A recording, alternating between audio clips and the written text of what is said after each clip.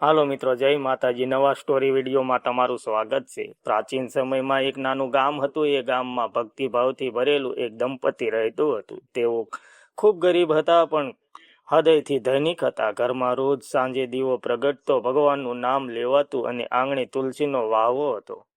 એ તુલસીના વાવવાને તેઓ તુલસી માતા માનીને રોજ પ્રણામ કરતા હતા. તુલસી માતાનો મહિમા કહેવામાં આવે છે કે તુલસી માત્ર એક છોડ નથી, પરંતુ દેવી સ્વરૂપ છે. તુલસી માતા પવિત્રતા, સુખ, સમૃદ્ધિ અને શાંતિ આપે છે. જ્યાં તુલસી માતાનું વાવું હોય છે ત્યાં નકારાત્મક શક્તિઓ ટકતી નથી અને ઘરમાં હંમેશા સકારાત્મક ઉર્જા રહે છે.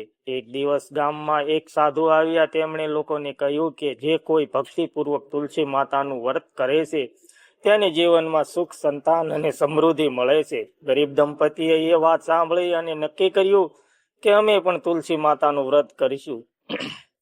વ્રતની શરૂઆત દંપતીએ ક્રાંતિકાર માસ શુભ દિવસે તુલસી માતાનું વ્રત શરૂ કર્યું. સવારે ઉઠતા સ્નાન કરીને તુલસીના વાવવાને પાણી ચડાવ્યું, કુમકુમ અને ચોખાનું પૂજન કર્યું, દીવો પ્રગટાવ્યો અને પ્રાર્થના કરી, હે તુલસી માતા, અમારું ઘર સુખ શાંતિથી ભરો, અમારા જીવનમાં દુઃખ દૂર કરજો. તેઓ દર ગુરુવારે ઉપવાસ રાખતા, સાંજે તુલસી માતાની કથા સાંભળતા અને આરતી કરતા. પરીક્ષાનો સમય પસાર થયો. એક દિવસ અચાનક તેમના ઘરમાં મુશ્કેલીઓ આવી. પતિ બીમાર પડ્યા, ઘરનું ધંધો બંધ થઈ ગયો. પાડોશીઓને મજાક કરવા લાગ્યા, તમે રોજ તુલસીની પૂજા કરો છો તો છતાં તમને દુઃખ કેમ આવે છે? પરંતુ દંપતીએ ભક્તિ છોડી નહીં.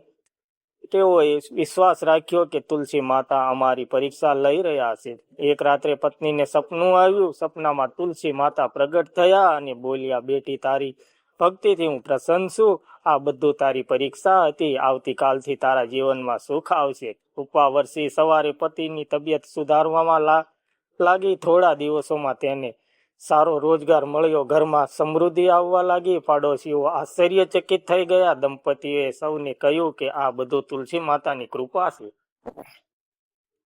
ત્યારથી ગામમાં ઘણા લોકોએ તુલસી માતાનું વ્રત શરૂ કર્યું. ગામમાં સુખ શાંતિ છવાઈ ગઈ. તુલસી માતા વ્રત વિધિ સરળ રીતે ક્રાંતિકા માસ અથવા કોઈ પણ શુભ ગુરુવારથી વ્રત શરૂ કરવું. સવારના સ્નાન કરી તુલસીના છોડને પાણી ચડાવવું, કુમકુમ, ચોખા અને ફૂલની પૂજન કરવું, દીવો પ્રગટાવી તુલસી માતા કી જય બોલવું, વ્રત કથા સાંભળવી અથવા વાંચવી અને આરતી કરીને પ્રસાદ વહેંચવો.